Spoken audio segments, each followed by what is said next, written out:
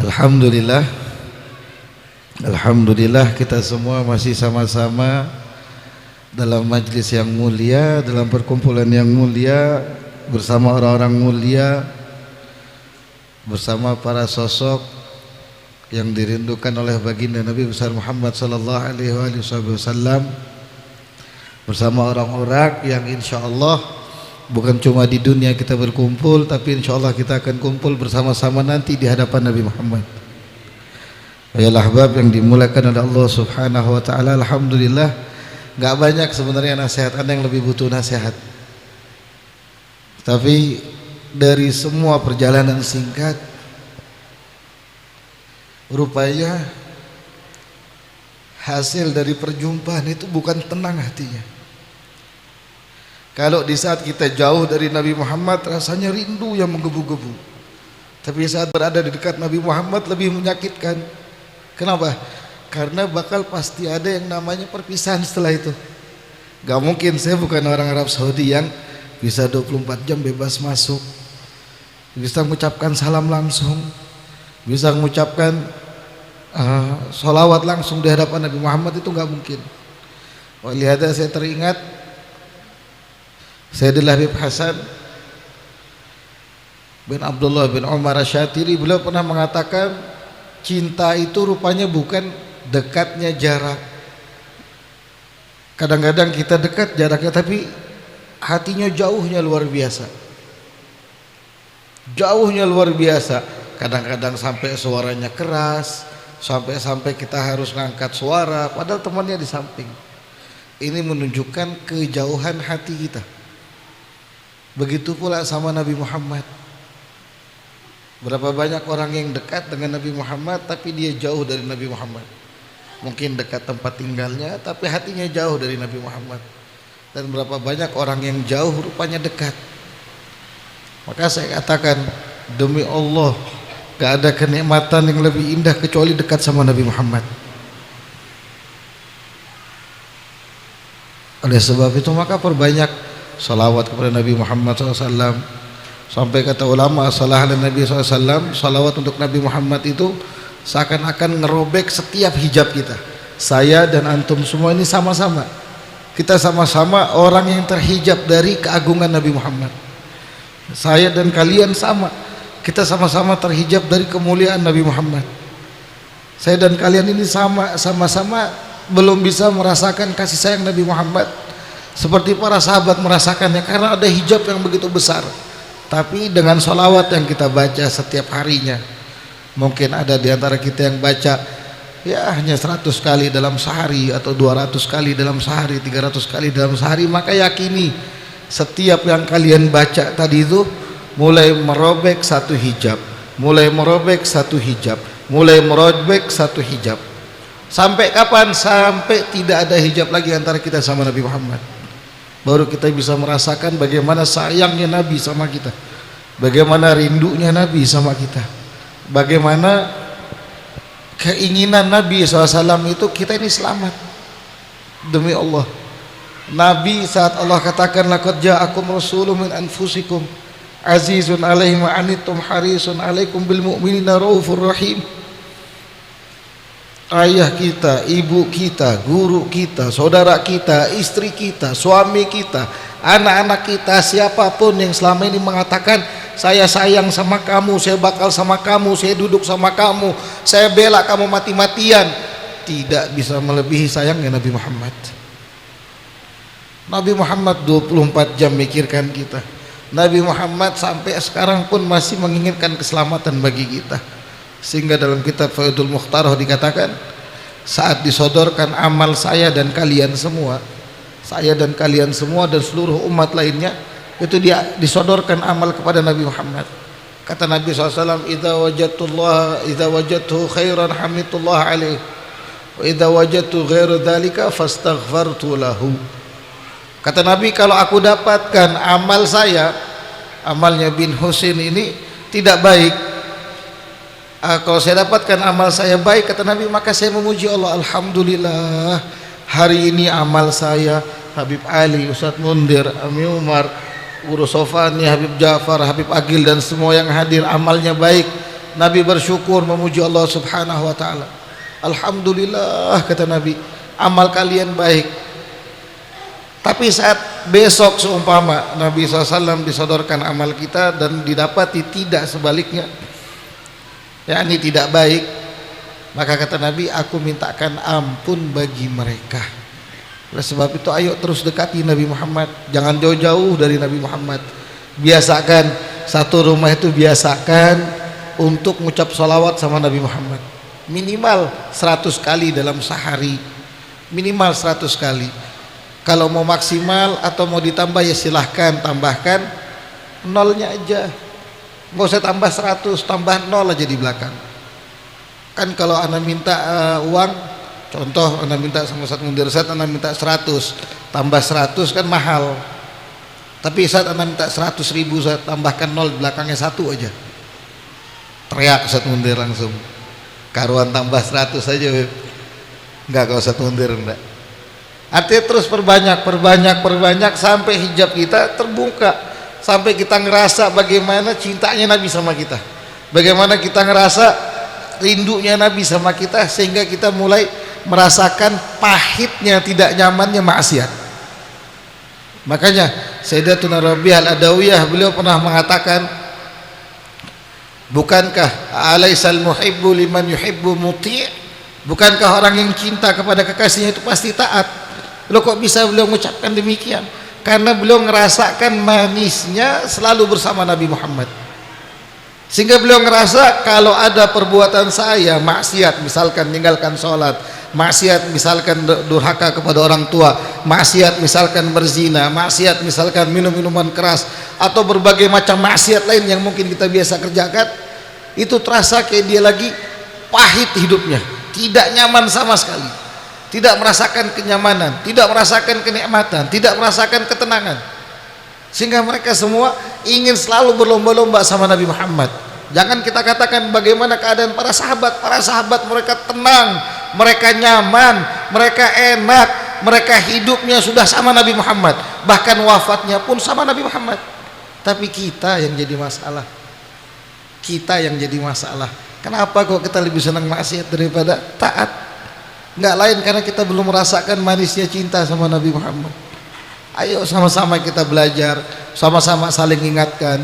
Yang istri ingatkan suaminya, yang suami ingatkan istrinya, ingatkan bagaimana sholatnya, ingatkan bagaimana zikirnya, ingatkan bagaimana ngaji Qur'annya, ingatkan bagaimana sholawatnya, ingatkan hadir ke majlisnya, ingatkan untuk belajar sama-sama.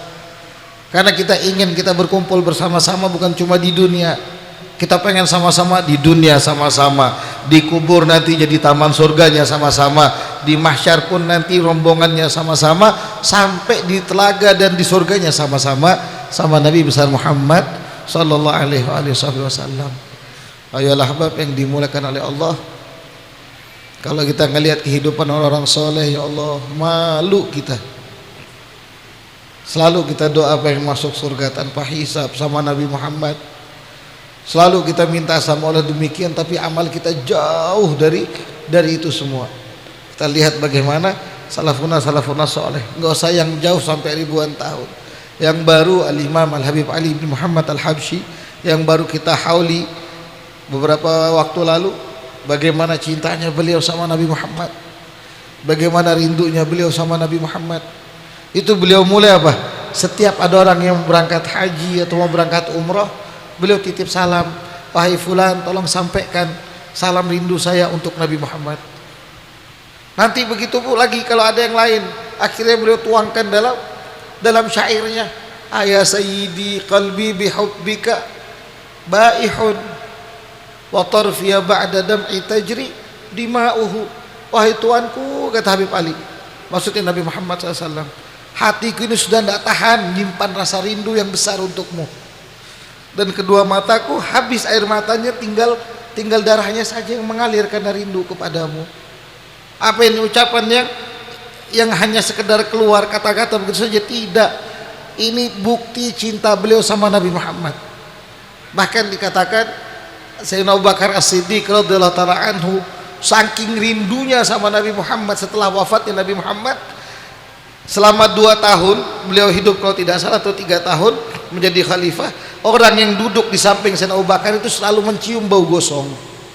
Sampai ditanya, wahai Abu Bakar, kamu habis makan apa atau bawa apa kok ada bau gosong? Apa kata Sayyidina Abu Bakar Siddiq? Kamu tidak tahu, hati saya sudah terbakar rindu sama Nabi Muhammad. Hati saya betul-betul rindu sama Nabi Muhammad. Ini kehidupan mereka, mereka buktikan. Mereka jadikan semua yang mereka punya itu sebagai perantara untuk melayani Allah dan Nabi Muhammad. Hartanya dipakai untuk Allah dan Nabi Muhammad, dibelanjakan untuk Allah dan Nabi Muhammad, disodakohkan untuk Allah dan Nabi Muhammad, diinfakkan di jalan Allah dan Nabi Muhammad. Keluarganya dikenalkan kepada Allah dan Nabi Muhammad, dibiasakan menghamba kepada Allah dan melayani Nabi Muhammad, dibiasakan untuk senantiasa menyebut nama Allah dan bersalawat sama Nabi Muhammad. Sehingga istrinya mengatakan, saya lihat suamiku, yaitu Khalifah pertama Abu Bakar As-Siddiq, setiap pulang dari masjid dia masuk ke dalam rumah tanpa berbicara sepatah kata pun, dia gantung pakaiannya, kemudian dia duduk di pojokan rumah, seraya kakinya diangkat, dan dia mengatakan, wa syauqah, saya rindu, saya rindu, saya rindu, katanya. Buat siapa? Buat Nabi Muhammad. Ini kehidupan mereka dicontoh sama Imam Al-Habib Ali bin Muhammad Al-Habsyi, bagaimana rindunya beliau sama Nabi Muhammad, dan itu yang menjadikan kekuatan beliau bertahan hidup sampai di akhir usianya, yaitu melayani orang-orang yang dikasihi Nabi Muhammad. Siapa? Umat-umatnya Nabi Muhammad. Makanya Imam Habib Ali mengatakan, tidak ada yang lebih menyenangkan hati Nabi Muhammad kecuali 3 hal. Yang pertama, mempelajari ilmu atau syariatnya Nabi Muhammad. Yang kedua, mengajarkannya, dan yang ketiga, menyebarkannya. 3 hal ini benar-benar menyenangkan hati Nabi Muhammad. Maka kita tanamkan, niatkan dari saat ini, kita minta, ya Allah, saya pengen gembirakan hati Nabi Muhammad. Saya nggak mau harta saya banyak, aset saya banyak, uang saya banyak, anak istri saya tidur dengan tenangnya, tapi mereka tidak ngebahagiakan Nabi Muhammad. Saya tidak mau, ya Allah. Saya mau semua yang Engkau anugerahkan untuk saya, ya Allah. Saya minta taufik, hidayah, inayah, jadikan kami orang yang ngebahagiakan Nabi Muhammad. Akhirnya kita menjadi orang yang dekat. Yang kata Habib Hasan Syadzili tadi, kam min ba'idin qarib wa kam min qaribin ba'id. Berapa banyak orang yang jauh justru dekat, karena dia selalu menghidupkan Nabi Muhammad. Dan yang ada orang yang dekat justru jauh dari Nabi Muhammad, karena berpaling dari sunnah-sunnah Nabi Muhammad. Ayolah bab yang dimulakan oleh Allah, nggak ada lagi yang istimewa di dunia ini kecuali bisa memandang wajah mulia Nabi Muhammad. Kalau kecuali bisa dekat sama Nabi Muhammad, nggak ada yang istimewa. Demi Allah, nggak ada yang istimewa. Bahkan cinta tadi, kalau cinta sama makhluk selain Nabi Muhammad, itu pasti bertepuk sebelah tangan. Saya lihat muka-muka jomblo di sini banyak yang habis diputusan sama pacarnya. Ya, muka-muka jomblo kasihan, yang melas-melas lah, kasihan pokoknya. Kayak yang sebelah kanan saya, kalau yang sebelah kiri saya nggak ada yang jomblo. Sebelah kanan saya banyak tuh, lihat tuh muka-muka jomblo, kasihan. Karena naruh cintanya salah. Cintanya sama perempuan, cintanya sama makhluk yang hatinya nggak karuan, yang hari ini entah senangnya apa, besoknya apa, yang hari ini imannya naik, tidak lama turun, dan seterusnya dan seterusnya. Ahlan sahlan. Dan masih banyak lagi cinta yang salah. Tapi kalau kita taruh cinta kita sama Nabi Muhammad, demi Allah tidak akan pernah salah. Ahlan sahlan Habib Hadi. Lah tal, lah, tidak boleh Habib. Sini Habib. Sini anak Beb.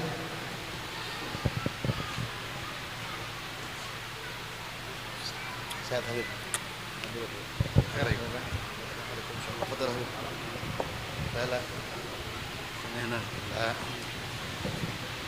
Jadi taruh cinta itu yang benar, jangan sampai salah naruh cinta. Kalau Nabi Muhammad, kita taruh cinta kita sama Nabi Muhammad, mulai sekarang kita tanamkan, kita pupuk, kita sirami dengan salawat diperbanyak, kemudian mengerjakan sunnah-sunnah yang sudah kita pelajari. Guru-guru kita ada Habib Hadi, Habib Ali, Ustaz Mundir dan lain-lain yang sudah mengajarkan sunnah-sunnah Nabi Muhammad yang banyak, dari sunnah keseharian yang mungkin kita anggap remeh, kemudian sunnah ibadah dan lain sebagainya. Itu amalkan. Ini semua bakal mendekatkan kita sama Nabi Muhammad. Yang kalau sudah dekat sama Nabi Muhammad di dunia, insya Allah, kalau sudah hatinya terpaut di dunia, insya Allah di kuburnya, di barzakhnya, di mahsyarnya, di telaganya, sampai di surganya akan bersama Nabi besar Muhammad sallallahu alaihi wasallam.